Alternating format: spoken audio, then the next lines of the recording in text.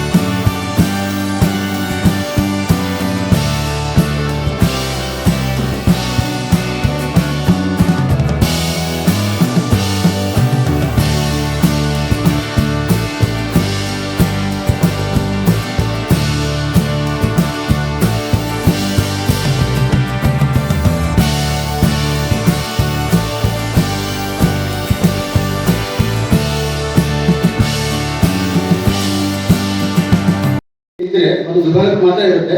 ನಮ್ಮ ಇಡೀ ಕಾಲೇಜಿನ ಎಲ್ಲ ವಿಭಾಗಗಳ ವಿದ್ಯಾರ್ಥಿಗಳಿಗೂ ಬರವಣಿಗೆಗೆ ಒಂದು ವೇದಿಕೆ ಆಗಲಿ ಅನ್ನೋ ಕಾರಣಕ್ಕಾಗಿ ಕಾಲೇಜಿನಿಂದನೇ ಒಂದು ಪತ್ರಿಕೆಯನ್ನು ಶುರು ಮಾಡಿ ಅಂತ ನಮ್ಗೆ ಸೂಚನೆ ಕೊಟ್ಟರು. ಆ ಪ್ರಕಾರ ಇವತ್ತ ಮೊದಲ ಪ್ರಯೋಗ, ಹೊಸ ಪ್ರಯೋಗ ನಮ್ಮ ಕಾಲೇಜಿನಲ್ಲಿ ನಡೀತಾ ಇದೆ. ಅದರ ಹೆಸರು ಕಾಲೇಜು ರಂಗ. ಇದೇನಪ್ಪ ಇದು ಕಾಲೇಜು ರಂಗ ಅಂತ ನಿಮ್ಗೆಲ್ಲರೂ ಆಶ್ಚರ್ಯ ಆಗುತ್ತಾ? ಈ ಹೆಸರಿನ ಹಿನ್ನೆಲೆ ಇಷ್ಟೇ. 1976 ಅಥವಾ 77 ಇರಬೇಕು. ಆ ಟೈಮಲ್ಲಿ ನಮ್ಮ ಕನ್ನಡ ಚಿತ್ರರಂಗದಲ್ಲಿ ಒಂದು ಸಿನಿಮಾ ಬಂತು. ಅದರ ಹೆಸರೇ ಕಾಲೇಜು ರಂಗ. ಪುಟ್ಟಣ್ಣ ಕಣಗಾಲ್ ಆ ಸಿನಿಮಾದ ನಿರ್ದೇಶಕರು. ಆ ಕಾಲಕ್ಕೇನೆ ಇವತ್ತಿನ ಕಾಲೇಜ್ಗಳಲ್ಲಿ ಏನು ಪರಿಸ್ಥಿತಿ ಇದೆಯಲ್ಲ, ಆ ಕಾಲಕ್ಕೇನೆ ಅವ್ರು ತೋರಿಸಿದ್ರು. ಕಾಲೇಜಲ್ಲಿ ಪ್ರಾಚಾರ್ಯ ಹೇಗಿರ್ತಾರೆ, ಆಡಳಿತ ಮಂಡಳಿ ಹೇಗಿರುತ್ತೆ, ವಿದ್ಯಾರ್ಥಿಗಳು ಹೇಗಿರ್ತಾರೆ, ಬೋಧಕರು ಹೇಗಿರ್ತಾರೆ, ಪರೀಕ್ಷಾ ಸಿಸ್ಟಮ್ ಹೇಗಿರುತ್ತೆ, ಪ್ರತಿಭೆಗಳು ಹೇಗಿರ್ತಾರೆ, ಮತ್ತೆ ಬೇರೆ ಬೇರೆ ನೆಗೆಟಿವ್ ಥಾಟ್ಸು ಆ ಸಿನಿಮಾದಲ್ಲಿ ಇದ್ದು. ಬಟ್ ನಮ್ಮಲ್ಲಿ ನೆಗೆಟಿವ್ ಥಾಟ್ಸ್ ಏನಿಲ್ಲ. ನಮ್ಮ ಪತ್ರಿಕೆಯಲ್ಲಿ ಎಲ್ಲ ಪಾಸಿಟಿವ್. ವಿದ್ಯಾರ್ಥಿಗಳು, ಅಧ್ಯಾಪಕರು ಎಲ್ಲರೂ ಮುಕ್ತವಾಗಿ ವಿದ್ಯಾರ್ಥಿಗಳಿಗೆ ಉಪಯುಕ್ತ ಆಗುವಂತಹ ವಿಷಯಗಳನ್ನ ಬರೀಬೇಕು ಅನ್ನೋ ಕಾಳಜಿಯಿಂದ ಕಾಲೇಜು ರಂಗ ಪತ್ರಿಕೆಯನ್ನ ನಮ್ಮ ಕಾಲೇಜಲ್ಲಿ ಶುರು ಮಾಡಿದ್ದೀವಿ. ಮೊಟ್ಟ ಮೊದಲು ಈ ಪತ್ರಿಕೆ ಶುರುವಾಗಿದ್ದು ಕೊಪ್ಪಳದಲ್ಲಿ. ಇದಕ್ಕ ಬುನಾದಿನ ಹಾಕಿದ್ದು ಕೊಪ್ಪಳದಲ್ಲಿ ಪ್ರಾಚಾರ್ಯರಾಗಿದ್ದಂತಹ ಮಾರುತೇಶ್ ಸರ್ ಅವರು, ಹಾಗೇನೆ ತಿಮ್ಮಾರೆಡ್ಡಿ ಮೇಟಿ ಅವರು, ಮತ್ತು ಹಳವಂಡಿ ಕಾಲೇಜಿನಲ್ಲಿ ಪ್ರಾಚಾರ್ಯರಾಗಿದ್ದಂಥ ನಮ್ಮ ಇನ್ನೊಬ್ರು ಪ್ರಾಚಾರ್ಯ ಇದ್ದಾರೆ, ಅವರು ಗೌಶಿದಪ್ಪ ಸರ್ ಅವರು. ಅದ್ರ ಜೊತೆಗೆ ನಮ್ಮ ಇನ್ನೊಬ್ಬ ಕೊಲಿಗ್ ವಿಜಯ್ ಕುಮಾರ್ ಕುಲಕರ್ಣಿ ಅಂತ ಅವರ ಕನಸಿನ ಫಲ ಇದು. ಸೊ ಅಲ್ಲಿ ವ್ಯಾಪಕವಾದಂತ ಯಶಸ್ಸನ್ನು ಗಳಿಸಿತ್ತು. ಮೊದಲು ನಾವು ಇದನ್ನ ಖಾಸಗಿಯವರ ಪ್ರಾಯೋಜಕತ್ವದಲ್ಲಿ ಶುರು ಮಾಡಿದ್ವಿ. ಆಮೇಲೆ ಇಲ್ಲ ಬೇಡ, ಇದಕ್ಕೆ ಖಾಸಗಿಯವರ ಯಾವುದೇ ಪ್ರಾಯೋಜಕತ್ವ ಬೇಡ, ನಾವೇ ನಮ್ಮ ಪತ್ರಿಕೋದ್ಯಮ ವಿಭಾಗದ ಅಧ್ಯಾಪಕರೇ ನಮಗೆ ಬರುವಂತ ಗೌರವಧನದಲ್ಲಿ ಸ್ವಲ್ಪ ಹಣವನ್ನ ವಿದ್ಯಾರ್ಥಿಗಳಿಗಾಗಿ ಮೀಸಲಿಟ್ಟ ತಪ್ಪೇನು ಅಂತೇಳಿ ನಾವೇ ಸ್ವಂತ ಖರ್ಚನ್ನ ಮಾಡಿಕೊಂಡು ವಿದ್ಯಾರ್ಥಿಗಳಿಗೆ ಈ ಪತ್ರಿಕೆಯನ್ನು ಕೊಡ್ತಾ ಇದ್ದೀವಿ. ನಿಮ್ಗೆ ಗೊತ್ತಿರಲಿ, ಒಂದು ಪತ್ರಿಕೆ ಪ್ರಿಂಟ್ ಆಗಿ ಬರ್ಬೇಕು ಅಂದ್ರೆ 16 ರೂಪಾಯಿ 20 ಪೈಸೆ ಖರ್ಚಾಗುತ್ತೆ. ನಿಮ್ಗೆ ಫ್ರೀಯಾಗಿ ಸಿಗುತ್ತೆ ಅಂದ್ರೆ ಅದನ್ನ ಹೆಂಗ್ ಬರಲಿಲ್ಲ, ದಯವಿಟ್ಟು ಯೂಸ್ ಮಾಡ್ಬೇಡಿ. ಅದ್ರಲ್ಲಿ ಇರುವಂತ ವಿಷಯಗಳನ್ನ ಅಳವಡಿಸ್ಕೊಳ್ರಿ, ಬರಿಬೇಕು ಅನ್ನುವಂತ ಉತ್ಸಾಹನ ಬೆಳೆಸ್ಕೊಳ್ರಿ. ಈ ಪತ್ರಿಕೆಯನ್ನ ನಮ್ಮ ಡಿಪಾರ್ಟ್ಮೆಂಟ್ ಅನ್ನ ಉಳಿಸ್ರಿ ಬೆಳೆಸ್ರಿ ಅಂತ ಹೇಳ್ತಾ, ನಮ್ಮ ಗಂಗಾವತಿಯ ಕೊಲ್ಲಿ ನಾಗೇಶ್ವರರಾವ್ ಸರ್ಕಾರಿ ಮಹಾವಿದ್ಯಾಲಯದ ಪತ್ರಿಕೋದ್ಯಮ ವಿಭಾಗದಿಂದ ಪತ್ರಿಕೋದ್ಯಮದ ವಿದ್ಯಾರ್ಥಿಗಳೇ ಬರೆದು ಹೊರತಂದಿರುವಂತಹ ಯುವವಾಣಿ ಅಥವಾ ಯುವರಂಗ ಅಂತಕ್ಕಂಥ ಒಂದು ಪತ್ರಿಕೆ, ಜೊತೆಗೆ ಕಾಲೇಜು ರಂಗ ಅಂತ ಪತ್ರಿಕೆ ಬಿಡುಗಡೆ ಆಗ್ತಾ ಇದೆ.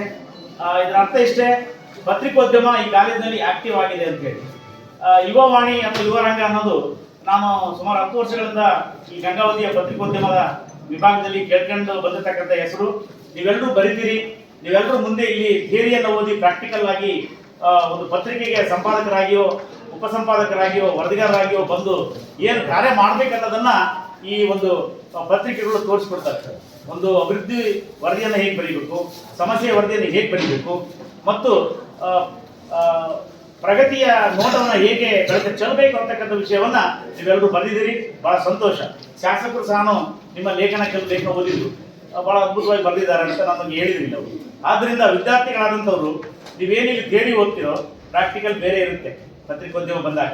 ಆದ್ರಿಂದ ನಿಮ್ಮಲ್ಲಿ ಇಷ್ಟೇ ಮನವಿ ಮಾಡ್ಕೋತೀನಿ, ಸತತವಾಗಿ ಅಧ್ಯಯನ ಮಾಡ್ರಿ, ಎಲ್ಲಾ ದಿನಪತ್ರಿಕೆಯನ್ನು ಓದ್ರಿ. ಜೊತೆಗೆ ಪತ್ರಿಕೋದ್ಯಮಕ್ಕೆ ವಿಪುಲವಾದಂತಹ ಅವಕಾಶಗಳಿದೆ. ಯಾಕಂದ್ರೆ ಪತ್ರಕರ್ತರ ಕೆಲಸ ಮಾಡ್ಬೋದು. ಇತ್ತೀಚಿನ 2020 ಇಸ್ವಿಯಿಂದ ಈ ಕಡೆ ಪತ್ರಿಕೋದ್ಯಮ ಓದಿದವರು ಯಾರು ಖಾಲಿ ಇಲ್ಲ. ಯಾಕಂದ್ರೆ ಸೋಷಿಯಲ್ ಮೀಡಿಯಾ ಎಷ್ಟು ಡೆವಲಪ್ಮೆಂಟ್ ಆಗುತ್ತೋ, ಸೋಷಿಯಲ್ ಮೀಡಿಯಾದಲ್ಲಿ ಪ್ರತಿಯೊಬ್ಬ ರಾಜಕಾರಣಿ, ಪ್ರತಿಯೊಬ್ಬ ಕಂಪನಿಗಳು, ಪ್ರತಿಯೊಬ್ಬ ಸಂಸ್ಥೆಗಳು ಸೋಷಿಯಲ್ ಮೀಡಿಯಾ ನೋಡ್ಕೊಳ್ಳೋದಕ್ಕೆ ಜರ್ನಲಿಸಂ ಓದಿರ್ತಕ್ಕಂಥ ಮೊದಲು ಆಯ್ಕೆ ಮಾಡ್ತಾರೆ. ಯಾರು ಜರ್ನಲಿಸಂ ಓದಿರ್ತಾರೋ ಅವರಿಗೆ ಬ್ರೈಟ್ ಆದಂತಹ ಒಂದು ಫ್ಯೂಚರ್ ಇದೆ. ಅದನ್ನು ಮನಗಂಡು ಈ ಕೆಲಸವನ್ನ ಶ್ರದ್ಧೆಯಿಂದ ಓದಿ ಮುಂದೆ ನೀವು ಥಿಯರಿಯನ್ನ ಪ್ರಾಕ್ಟಿಕಲ್ ಆಗಿ ಕನ್ವರ್ಟ್ ಮಾಡೋದಕ್ಕೆ ನೀವು ಸಮುದಾಯಕ್ಕೆ ಬರಬೇಕಾಗುತ್ತೆ. ಅದನ್ನ ಮನಸ್ಸಲ್ಲಿ ಇಟ್ಕೊಳ್ರಿ. ನಿಮ್ಮ ವಿದ್ಯಾಭ್ಯಾಸದ ಸಮಯನ ವೇಸ್ಟ್ ಮಾಡಬಾರ್ದು ಅಂತ ಈ ಸಂದರ್ಭದಲ್ಲಿ ಹೇಳ್ತೀನಿ. ಜೊತೆಗೆ ಕರ್ನಾಟಕ ಮಾಧ್ಯಮ ಅಕಾಡೆಮಿಯ ಸದಸ್ಯನಾಗಿ ನಮ್ಮ ಅಕಾಡೆಮಿಯ 2 ಕೆಲಸಗಳನ್ನು ನಾನು ನಿಮಗೆ ಹೇಳಕ್ ಇಷ್ಟಪಡ್ತೀನಿ. ಪತ್ರಿಕೋದ್ಯಮ ಓದಿರ್ತಕ್ಕಂಥ ವಿದ್ಯಾರ್ಥಿಗಳು ಪದವಿ, ಸ್ನಾತಕೋತ್ತರ ಪದವಿ ಆದ ನಂತರ ನಿಮಗೆ ವಾರ್ತಾ ಇಲಾಖೆಯಲ್ಲಿ ಟ್ರೈನಿ ಅಂತ ಹೇಳಿ ನಾವು ಕೊಡ್ತೀವಿ. ಅದರ ಎಲ್ಲ ಸ್ಟೈಪೆಂಡ್ ಅನ್ನ ನಮ್ಮ ಮಾಧ್ಯಮ ಅಕಾಡೆಮಿಯವರು ಕೊಡ್ತೀವಿ. ನಾವು ಜಿಲ್ಲೆಗೆ 2 ರಿಂದ 4 ಜನ ಸ್ಟೈಪೆಂಡ್ರಿ ತರಬೇತಿದಾರರು ತಗೊಳ್ತೀವಿ. ಅವರು ಜರ್ನಲಿಸಂ ಓದಿರ್ಬೇಕು ಅಂತವ್ರು ಮಾತ್ರ ಆಯ್ಕೆ ಮಾಡ್ತೀವಿ. ಸದ್ಯ SCP TSP ಯೋಜನೆಯಲ್ಲಿ SC ST ಮಾತ್ರ ಈ ಅವಕಾಶ ಇದೆ. ನಾವು ಅಕಾಡೆಮಿ ವತಿಯಿಂದ ಸರ್ಕಾರಕ್ಕೆ, ಮುಖ್ಯಮಂತ್ರಿಗಳಿಗೆ ಮನವಿ ಮಾಡ್ಕೊಂಡಿದ್ದೀವಿ. OBCಗೂ ಕೊಡ್ರಿ, ಜನರಲ್ ಅವ್ರಿಗೂ ಕೊಡ್ರಿ, ಅವರು ಸಹ ಟ್ರೈನಿ ಆಗಿ ತರಬೇತಿ ಪಡೀಲಿ. ಆ ತರಬೇತಿ ಅವಧಿಯಲ್ಲಿ ಅವರಿಗೆ ಶಿಷ್ಯ ವೇತನ 15 ರಿಂದ 20 ಸಾವಿರ ರೂಪಾಯಿ ಕೊಡ್ತೀವಿ. ನಾವು ಅವ್ರಿಗೂ ಸಿಗಲಿ ಸೌಲಭ್ಯ ಅಂತ ಹೇಳಿದೀವಿ. ಮುಂಬರುವ ದಿನಗಳಲ್ಲಿ ಅದು ಆಗುತ್ತೆ. ಜೊತೆಗೆ ನಾವು ಅಕಾಡೆಮಿಯಿಂದ ಪ್ರತಿ ತಾಲೂಕಿನ, ಪ್ರತಿ ಜಿಲ್ಲೆಯ ಪತ್ರಕರ್ತರಿಗೆ ಕೌಶಲ್ಯ ಅಭಿವೃದ್ಧಿ ಮಾಡೋದಕ್ಕೆ ನಾವು ತರಬೇತಿಯನ್ನು ಕೊಡ್ತೀವಿ. ಇತ್ತೀಚೆಗೆ 3 ಹಂತದಲ್ಲಿ ನಾವು ಇನ್ಫೋಸಿಸ್ ನಲ್ಲಿ AI ಅನ್ನ ಪತ್ರಿಕೋದ್ಯಮದಲ್ಲಿ ಹೇಗೆ ಬಳಸ್ಕೋಬೇಕು ಅಂತ ಹೇಳಿ ನಾವು ಟ್ರೈನಿಂಗ್ ಕೊಟ್ಟಿದ್ದೀವಿ. ನಾಳೆ 17ನೇ ತಾರೀಕಿಂದ ಮಹಿಳಾ ಪತ್ರಕರ್ತರಿಗೆ, ಅದು ವಿಶೇಷವಾಗಿ SC ST ಮಹಿಳಾ ಪತ್ರಕರ್ತರಿಗೆ AI ಅನ್ನ ಹೇಗೆ ಬಳಕೆ ಮಾಡ್ಕೋಬಹುದು ತಮ್ಮ ವೃತ್ತಿಯಲ್ಲಿ ಅಂತ ಹೇಳಿ ಇನ್ಫೋಸಿಸ್ ಸಂಸ್ಥೆಯಲ್ಲಿನೇ ನಾವು ತರಬೇತಿ ಕೊಡ್ತಾ ಇದ್ದೀವಿ. ಅದರಂತೆ ಮುಂಬರುವ ದಿನಗಳಲ್ಲಿ ನಾನು ಶಾಸಕರೊಂದಿಗೆ ಈಗಾಗಲೇ ಮಾತಾಡಿದ್ದೀನಿ. ನಮ್ಮ ವಿಭಾಗದಲ್ಲಿ ಸಹ ಒಂದು ಕಾರ್ಯಾಗಾರ ಮಾಡೋಣ ಸರ್, ದಯವಿಟ್ಟು ನಿಮ್ಗೆ ಸಹಕಾರ ಬೇಕಂತ ಹೇಳಿದ್ದೀವಿ. ಕಲ್ಯಾಣ ಕರ್ನಾಟಕದ ಎಲ್ಲಾ ಜಿಲ್ಲೆಯ ಪತ್ರಕರ್ತರ ಕೂಡಿಸಿ ನೀವೊಂದು ಕಾರ್ಯಕ್ರಮ ಮಾಡ್ರಿ ಅಂತ ನನಗೆ ಅವರು ಸಲಹೆಯನ್ನು ಕೊಟ್ಟಿದ್ದಾರೆ. ಆ ಸಲಹೆಯಂತೆ ಸರ್ಕಾರದ ಜೊತೆ ಸಂಪರ್ಕ ಮಾಡಿ, ನಮ್ಮ ಅಧ್ಯಕ್ಷರ ಜೊತೆ ಸಂಪರ್ಕ ಮಾಡಿ ಈ ಒಂದು ಕಾರ್ಯಾಗಾರವನ್ನು ನಾವು ಹಮ್ಮಿಕೊಳ್ತೀವಿ. ನೀವೆಲ್ಲರೂ ಆ ಕಾರ್ಯಕ್ರಮದಲ್ಲಿ ಪಾಲ್ಗೊಂಡು ಆ ಕಾರ್ಯಾಗಾರದ ಏನೇನು ಸೌಲಭ್ಯಗಳದವ, ಪ್ರಸ್ತುತ ದಿನಗಳಲ್ಲಿ ಪತ್ರಿಕೋದ್ಯಮಕ್ಕೆ AI ಹೇಗೆ ಬಳಸ್ಕೋಬಹುದು, ಡಿಜಿಟಲ್ ಮೀಡಿಯಾ ಹೇಗೆ ಬಳಸ್ಕೋಬಹುದು, ಸೋಷಿಯಲ್ ಮೀಡಿಯಾದಲ್ಲಿ ನಾವು ಹೇಗೆ ನಮ್ಮ ಕಂಟೆಂಟ್ ಅನ್ನ ಪ್ರಸ್ತುತಪಡಿಸಬಹುದು ಅಂತಕ್ಕಂಥ ವಿಷಯದಲ್ಲಿ ನೀವೆಲ್ಲರೂ ಜ್ಞಾನವನ್ನು ಸಂಪಾದನೆ ಮಾಡಲು ಸಾಧ್ಯ ಇದೆ. ಮಾನ್ಯ ಶಾಸಕರು ಸ್ವತಃ ಪತ್ರಕರ್ತರಾಗಿ 1994ರಲ್ಲಿ ಈ ನಮ್ಮ ಕನ್ನಡ ನಾಡು ಆರಂಭ ಮಾಡಿ ನಾಡಿನಾದ್ಯಂತ ಪ್ರಚಾರ ಮಾಡಿದರು. ಜೊತೆಗೆ ಡಿಜಿಟಲ್ ಮೀಡಿಯಾ ಆಗಿ ಜನಶ್ರೀ ಚಾನಲ್ ತಂದು ಅಂತಹ ಒಂದು ದೂರದೃಷ್ಟಿಯ ನಾಯಕರು, ನಾಯಕ ಅಂತೀವಿ. ಜನಾರ್ದನ್ ರೆಡ್ಡಿ ಅವರನ್ನ ದೂರದೃಷ್ಟಿಯ ನಾಯಕ ಅನ್ಬೇಕು. ಒಂದು ದಿನ ಈ ರಾಜ್ಯದಲ್ಲಿ ಅತ್ಯದ್ಭುತವಾದಂತಹ ಕಾರ್ಯವನ್ನು ಮಾಡುವ ಮುಖಾಂತರ 4.5 ಕೋಟಿ 7 ಕೋಟಿ ಜನರ ಮನಸ್ಸನ್ನು ಗೆಲ್ತಕ್ಕಂಥ ಶಕ್ತಿ ಇವರು ಮಾತ್ರ ಇದೆ. ಅದೇನೇ ಆಗಿರ್ಬೋದು, ಯಾವುದೇ ರಾಜಕೀಯ ಪಕ್ಷ ಇರ್ಬೋದು, ಅದು ಪ್ರಶ್ನೆ ಅಲ್ಲ. ಅಭಿವೃದ್ಧಿಯ ಪರ ಚಿಂತನೆ ಮಾಡ್ತಕ್ಕಂಥ ವ್ಯಕ್ತಿ ಈ ರಾಜ್ಯದಲ್ಲಿ ಇದ್ದಾರೆ ಅಂದ್ರೆ ನಮ್ಮ ರೆಡ್ಡಿ ಅವರು ಕಾರಣ ಅಂತ ಹೇಳಿ ನಾನು ಇಲ್ಲಿ ಹೇಳಕ್ ಇಷ್ಟಪಡ್ತೀನಿ. ನಮ್ಮ ತುಂಗಭದ್ರಾ ಡ್ಯಾಮ್ ಕ್ರಸ್ಟ್ ಗೇಟ್ ಮುರಿದಾಗ ಕೂಡಲೇ ಸ್ಪಂದಿಸಿ, ಸರ್ಕಾರದ ಜೊತೆ ಯಾವುದೇ ಪಕ್ಷ ಸರ್ಕಾರ ಇರಲಿ, ಸರ್ಕಾರದ ಜೊತೆ ಸ್ಪಂದಿಸಿ ಕೂಡಲೇ ಅನುದಾನ ಕೆಲಸ ಮಾಡಿಸತಕ್ಕಂಥ ಕೆಲಸ ನಮ್ಮ ರೆಡ್ಡಿ ಅವರು ಮಾಡಿದ್ರು. ಜೊತೆಗೆ ಆ ಅಂಜನಾದ್ರಿಯನ್ನ ವಿಶ್ವಮಟ್ಟದಲ್ಲಿ ಬೆಳೆಸಬೇಕನ್ನೋ ಉದ್ದೇಶ ಅವ್ರಿಗಿದೆ. ಅವ್ರು ನೀರಿನ ಅಂಶ ಹಾಕೊಂಡಿದ್ದಾರೆ. ಆ ಚೆನ್ನಾಗಿ ಕೆಲಸವನ್ನ ಮಾಡ್ತಕ್ಕಂಥ ಕೆಲಸ ಅವ್ರಿಗಿದೆ. ಅವರು ನಮ್ಮ ಕ್ಷೇತ್ರ ಶಾಸಕರಾಗಿದ್ದುಕೊಂಡು ಇಲ್ಲಿ ಮೂಲಭೂತ ಸೌಕರ್ಯ ಕೊಡಿಸುವ ನಿಟ್ಟಿನಲ್ಲಿ ಈಗಾಗಲೇ ಕೆಲಸ ಮಾಡ್ತಾ ಇದ್ದಾರೆ. ನಮ್ಮ 3 ರಸ್ತೆಗಳು ಚೆನ್ನಾಗಿ ಆಗ್ತಾ ಇದ್ದಾವೆ. ವಸತಿಗಾಗಿ ಅವರು ಹಲವಾರು ಸಾರಿ ಮೀಟಿಂಗ್ ಅನ್ನು ಮಾಡಿದ್ದಾರೆ, ನಗರ ಮಟ್ಟದಲ್ಲಿ, ಗ್ರಾಮೀಣ ಮಟ್ಟದಲ್ಲಿ. ಇಂಥ ದೂರದೃಷ್ಟಿಯ ನಾಯಕರು ಬೇಕು. ಜೊತೆಗೆ ಸರ್ ಅಲ್ಲಿ ನಾನೊಂದು ಮನವಿ ಮಾಡ್ಕೊಂತೀನಿ. ನಮ್ಮ ಗಂಗಾವತಿಯ SKNG ಸರ್ಕಾರಿ ಮಹಾವಿದ್ಯಾಲಯದ ಪತ್ರಿಕೋದ್ಯಮ ವಿಭಾಗಕ್ಕೆ ತನ್ನದೇ ಆದ ಒಂದು ಇತಿಹಾಸ ಇದೆ. ಇಲ್ಲಿ ಅನೇಕರು ಪತ್ರಿಕೋದ್ಯಮವನ್ನು ಬೆಳೆಸಿದ್ದಾರೆ. ನಮ್ಮ ತಾಯಪ್ಪ ಆಗಿರ್ಬೋದು, ರಾಜಸಾಬ್ ಆಗಿರ್ಬೋದು, ಅದೇ ತರನಾಗಿ ಇನ್ನೊಂದು 2-3 ಹೆಸರನ್ನು ಮರ್ಬಿಟ್ಟಿದ್ದೀವಿ, ರಾಘವೇಂದ್ರ ಆಗಿರ್ಬೋದು, ಅಂತವರೆಲ್ಲ ಬೆಳೆಸಿದ್ದಾರೆ. ಅವರೆಲ್ಲ ಯುವರಂಗ ಯುವವಾಣಿ ತರೋ ಮುಖಾಂತರ ಮಕ್ಕಳಲ್ಲಿರ್ತಕ್ಕಂಥ ಸೂಕ್ತ ಪ್ರತಿಭೆಯನ್ನು ಹೊರಗೆ ತಂದಿದ್ದಾರೆ. ಅಂತ ಒಂದು ವಿಭಾಗಕ್ಕೆ ಹೆಸರಿದೆ ಸರ್. ಇಲ್ಲಿ ನಾವೀಗ ಡಿಜಿಟಲ್ ಮೀಡಿಯಾ, ಸೋಷಿಯಲ್ ಮೀಡಿಯಾಕ್ಕೆ ನಮ್ಮ ಮಕ್ಕಳು ಪತ್ರಿಕೋದ್ಯಮ ಮಕ್ಕಳು ಹೋಗ್ಬೇಕಂದ್ರೆ ನಮ್ಮಲ್ಲಿ ಪತ್ರಿಕೋದ್ಯಮದಲ್ಲಿ ಸ್ಟುಡಿಯೋದ ಅವಶ್ಯಕತೆ ಬಹಳ ಇದೆ. ಡಿಜಿಟಲ್ ಸ್ಟುಡಿಯೋ ಆಗಬೇಕು. ದಯವಿಟ್ಟು ಈ ನಿಟ್ಟಿನಲ್ಲಿ KKRDBಯಿಂದ ಅನುದಾನವನ್ನ ತೆಗೆದುಕೊಳ್ಬೇಕಂತ ಅವಕಾಶ ಇದೆ ಸರ್. ನಮ್ಮ ಪತ್ರಿಕೋದ್ಯಮಕ್ಕೆ ಒಂದು ಸ್ಟುಡಿಯೋ ಮಾಡಿದ್ರೆ ಬಹಳ ಚೆನ್ನಾಗಾಗುತ್ತೆ. ನಮ್ಮ ಮಕ್ಕಳು ಸಹ ರಾಜ್ಯ ಮಟ್ಟದ, ರಾಷ್ಟ್ರ ಮಟ್ಟದ ಎಲೆಕ್ಟ್ರಾನಿಕ್ ಮೀಡಿಯಾದಲ್ಲಿ ಕೆಲಸ ಮಾಡಕ್ಕೆ ಅನುಕೂಲ ಆಗುತ್ತೆ. ಆ ಕೆಲಸವನ್ನು ತಾವು ಮಾಡಿಕೊಡ್ಬೇಕಾಗಿ ಈ ಮೂಲಕ ನಾನು ತಮ್ಮಲ್ಲಿ ಮನವಿ ಮಾಡ್ಕೊಳ್ತೀನಿ. ಜೊತೆಗೆ ನಾನು ಅಕಾಡೆಮಿಯಿಂದ ಒಂದು ಭರವಸೆಯನ್ನು ನಾನು ಕೊಡ್ತೀನಿ. ಮಾನ್ಯ ಪ್ರಿನ್ಸಿಪಾಲ್ರು ಲೆಟರ್ ಕರೆಸ್ಪಾಂಡೆನ್ಸ್ ಮಾಡಲಿ, ಶಾಸಕರ ಶಿಫಾರಸಿನಂತೆ ಅವ್ರು ಲೆಟರ್ ತಗೊಂಡು ಮಾಡಲಿ. ನಮ್ಮ ಅಕಾಡೆಮಿಯಿಂದ ಪತ್ರಿಕೋದ್ಯಮಕ್ಕೆ ಸಂಬಂಧಪಟ್ಟತಕ್ಕಂಥ ಬುಕ್ಗಳು ಅನೇಕ ಹಿರಿಯರು ಬರೆದಕ್ಕಂಥ ಬುಕ್ಗಳಿದ್ದಾವೆ. ಪ್ರಸ್ತುತ 60-70 ದಶಕದಿಂದ ಬರೆದಿದ್ದಾರೆ. ಅವೆಲ್ಲ ಪುಸ್ತಕಗಳು ಒಂದೊಂದು ಸೆಟ್ ಅನ್ನ ನಮ್ಮ ಪತ್ರಿಕೋದ್ಯಮ ವಿಭಾಗಕ್ಕೆ ತರಿಸತಕ್ಕಂಥ ವ್ಯವಸ್ಥೆಯನ್ನು ಮಾಡ್ತೀವಿ. ದಯವಿಟ್ಟು ಶಾಸಕರು ಈ ನಿಟ್ಟಿನಲ್ಲಿ ಪ್ರಿನ್ಸಿಪಾಲ್ಗೆ ಸೂಚನೆಯನ್ನು ಕೊಡ್ಬೇಕಂತ ಹೇಳಿ ಮನವಿ ಮಾಡಿಕೊಂಡು, ಶಾಸಕರು ಬಿಜೆಪಿಯ ಕಾರ್ಯ ಉದ್ಘಾಟನೆ ಮಾಡೋ ಕಾರ್ಯಕ್ರಮ ಇದೆ. ಪೂಜ್ಯರೆಲ್ಲ ಬಂದು ಶಾಸಕ ಸಭೆ ಕಾಯ್ತಾ ಇದ್ದಾರೆ. ಗುರುಗಳನ್ನ ಕಾಯಿಸೋದು ಬೇಡ, ನಾನು ಹೋಗ್ಬಿಡ್ತೀನಿ ಮಾಡ್ಕೊಂಡ್ರು ಅಂದ್ರು. ಆದ್ರೂ ಪತ್ರಿಕೋದ್ಯಮದ ಒಬ್ಬ ಉದ್ಯಮಿಯಾಗಿ, ಪತ್ರಕರ್ತರಾಗಿ ಅವರು ಸ್ವತಃ ತಾವು ಇರ್ಬೇಕಂತ ಒಪ್ಪಿಕೊಂಡು ಈ ಕಾರ್ಯಕ್ರಮ ಬಂದಿದ್ದಾರೆ. ಜೊತೆಗೆ ನನ್ನೆಲ್ಲಾ ಮಾತುಗಳನ್ನ ಕೇಳಿದ್ದಾರೆ ನಿಮ್ ಜೊತೆಗೆ. ಅದಕ್ಕಾಗಿ ಅಭಿನಂದನೆ ಸಲ್ಲಿಸ್ತಾ ನನ್ನ 2 ಮಾತು ಮುಗಿಸ್. ತಮ್ಮ ಬಗ್ಗೆ ಮತ್ತು ಪತ್ರಿಕಾ ಒಂದು ವಿಚಾರದಲ್ಲಿ ಅವರು ಹೇಳಿದ್ದಾರೆ. ಇಲ್ಲಿ ಪ್ರಮುಖವಾಗಿ ನಾನು ಯಾವುದೇ ಜರ್ನಲಿಸಂ ಕೋರ್ಸ್ ಏನು ಮಾಡಿದ್ದೇನೆ. ಕೇವಲ ನಾನು ಒಂದು ಪತ್ರಿಕೆಯನ್ನು 94ರಲ್ಲೇ ಪ್ರಾರಂಭ ಮಾಡಿ ಕನ್ನಡ ನಾಡು ದಿನಪತ್ರಿಕೆ ಅಂತೇಳಿ, ಈಗಲೂ ಕೂಡ ಪತ್ರಿಕೆ 32 ವರ್ಷ ಆಗಿದೆ. ತುಂಬ ಜನಪ್ರಿಯವಾಗಿ ಇಡೀ ಅಖಂಡ ಬಳ್ಳಾರಿ ಜಿಲ್ಲೆಯಲ್ಲಿ ಪತ್ರಿಕೆ ರನ್ ಆಗ್ತಾ ಇದೆ. ಜೊತೆಗೆ ಇನ್ನು ಕೆಲವೊಂದು ಸುತ್ತಮುತ್ತ ತಾಲೂಕುಗಳಿಗೆ ಕೂಡ ಪತ್ರಿಕೆ ಹೋಗ್ತಾ ಇರುವಂಥದ್ದು. ನಾನು ಸ್ಟಾರ್ಟ್ ಮಾಡಿದಾಗ ಒಂದು ಸಿಂಗಲ್ ಪೇಜ್ ಇತ್ತು, ಫಸ್ಟ್ ಬ್ಲ್ಯಾಕ್ ಆ್ಯಂಡ್ ವೈಟ್ ಅಲ್ಲಿ. ಆನಂತರ ನಾವೇ ಕಲರಲ್ಲಿ ತಗೊಂಡೆ 8 ಪೇಜ್ ಮಾಡಿದೆ. ಇವಾಗ ಇದು ಡಿಜಿಟಲ್ ಚಾನಲ್ ಕೂಡ ಆಗಿರುವಂಥದ್ದು.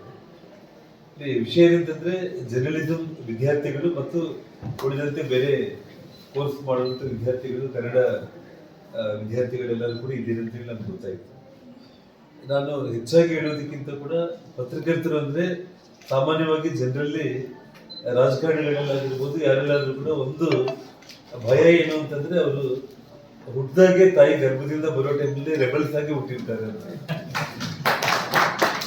ಅಂದ್ರೆ ಅವರ ಒಂದು ರೆಬಲ್ಸ್ ಅಂತಂದ್ರೆ ಅವ್ರ ನಾಲೆಜ್ ಏನಿದ್ರೆ ಸಮಾಜದಲ್ಲಿ ಏನೇ ಒಂದು ಕಹಿ ಘಟನೆಗಳಾಗಿರ್ಬೋದು, ಕೆಟ್ಟ ಘಟನೆಗಳಾಗಿರ್ಬೋದು, ಅಭಿವೃದ್ಧಿ ವಿರೋಧಿ ಒಂದು ಚಟುವಟಿಕೆಗಳಾಗಿರ್ಬೋದು, ಅಥವಾ ಒಬ್ಬ ರಾಜಕಾರಣ ಸರಿಯಾಗಿ ರಾಜಕಾರಣ ಮಾಡದೇನೆ ಇರ್ಬೋದು, ಎಂಥ ವಿಚಾರ ಆದರೂ ಕೂಡ ಆ ಎಲ್ಲ ವಿಚಾರಗಳನ್ನ ಕಣ್ಣಿಗೆ ಕಟ್ಟೋ ರೀತಿಯಲ್ಲಿ ಮಾಧ್ಯಮಗಳ ಮೂಲಕ ಒಂದು ರಾಜಕಾರಣಿಯಿಂದ ಹಿಡಿದು ಒಬ್ಬ ವ್ಯಾಪಾರಸ್ಥರಿಂದ ಹಿಡಿದು ಇಡೀ ಸಮಾಜವನ್ನ ಎಚ್ಚೆತ್ತುಕೊಳ್ಳುವಂಥ ರೀತಿಯಲ್ಲಿ ಕೆಲಸ ನಿರ್ವಹಣೆ ಮಾಡೋ ಕಾರಣ ಎಲ್ರಿಗೂ ಕೂಡ ಅವರನ್ನ ರೆಬಲ್ಸ್ ಅಂತಾನೆ ಫೀಲ್ ಆಗ್ತೀವಿ ನಾವು. ಆದರೆ ಅದರಲ್ಲಿರುವಂಥ ಸತ್ಯಾಂಶಗಳನ್ನ ನಾವು ನೋಡಿದರೆ ಅವ್ರು ನಮ್ಮನ್ನ ಎಚ್ಚೆತ್ತುಕೊಳ್ಳೋ ರೀತಿ ಮಾಡಿ ನಮ್ಮಿಂದ ಒಳ್ಳೆ ಕೆಲಸ ಮಾಡಿಸಿ ಸಮಾಜಕ್ಕೆ ಉಪಯುಕ್ತವಾದ ಒಂದು ದಾರಿ ಹಾಕೊಡುವಂಥವರು ಪತ್ರಕರ್ತರು ಅಂತೇಳಿ ನಾವು ಭಾವಿಸ್ತೇವೆ. ಮತ್ತೆ ಒಂದು ಸಂವಿಧಾನದಲ್ಲೂ ಕೂಡ ಇವತ್ತು ಪತ್ರಕರ್ತರಿಗೆ ಇವತ್ತು 4 ಅಂಗಗಳಂತ ನಾವು ಹೇಳಿದರೆ ಅದರಲ್ಲಿ ಪ್ರಮುಖವಾಗಿ ಒಂದು ಪತ್ರಿಕಾ ರಂಗ ಕೂಡ ಆಗಿರುತ್ತೆ. ಹಾಗಾಗಿ ಹೆಚ್ಚಾಗಿ ಫರ್ದರ್ ನಾನು ಮಾತಾಡೋದಕ್ಕಿಂತ ಕೂಡ ನಿಂಗಜ್ಜ ಅವರು ಹೇಳಿದಾಗೆ ಡಿಜಿಟಲ್ ಒಂದು ವ್ಯವಸ್ಥೆ ಮಾಡೋದಕ್ಕೆ ಒಂದು ಸ್ಟುಡಿಯೋನ ನಿರ್ಮಾಣ ಮಾಡೋದಕ್ಕೆ ಬರೋ ಈ ಏಪ್ರಿಲ್ ತಿಂಗಳಲ್ಲಿ ನೆಕ್ಸ್ಟ್ ಮಂತ್ ಅದಕ್ಕೆ ಬೇಕಾಗಿರುವಂಥ ಫಂಡ್ಸ್ ಕೊಡ್ತೀನಿ. ಕಾಲೇಜಲ್ಲಿ ನೀವು ಸ್ಟುಡಿಯೋನ ನೀವು ರೆಡಿ ಮಾಡಿ ಮಕ್ಕಳಿಗೆ ನೀವು ವ್ಯವಸ್ಥೆ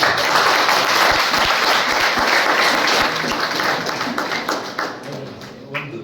ಎರಡನೇದು ಬಂದು ಅದರೊಟ್ಟಿಗೆ ಒಂದು ಲೈಬ್ರರಿ ಮತ್ತು ವಿಶೇಷವಾಗಿ ತಾವೆಲ್ಲರೂ ಕೂಡ ಮೊದಲನೇದಾಗಿ ಜರ್ನಲಿಸಂ ವಿದ್ಯಾರ್ಥಿಗಳು ಅವರೊಟ್ಟಿಗೆ ತಾವು ಪ್ರಾಚಾರ್ಯರೆಲ್ಲರೂ ಕೂಡ ಪ್ಲಾನ್ ಮಾಡಿ ವಿಧಾನಸೌಧದಲ್ಲಿ ನಾನು ಅವರೆಲ್ಲರಿಗೂ ಪಾಸ್ಗಳ ವ್ಯವಸ್ಥೆ ಮಾಡಿ ನಾನೇ ಖುದ್ದಾಗಿ ವಿಧಾನಸೌಧದಲ್ಲಿ ಬಂದು ನೀವು ವಿಧಾನಸೌಧ ಆ ಚಟುವಟಿಕೆಗಳು ನೋಡೋದಕ್ಕೆ ನಾನು ನನ್ನ ಖರ್ಚಲ್ಲೇ ನಿಮ್ಮೆಲ್ಲರನ್ನೂ ಕೂಡ ನಾನು ಕರ್ಕೊಂಡು ಹೋಗಿ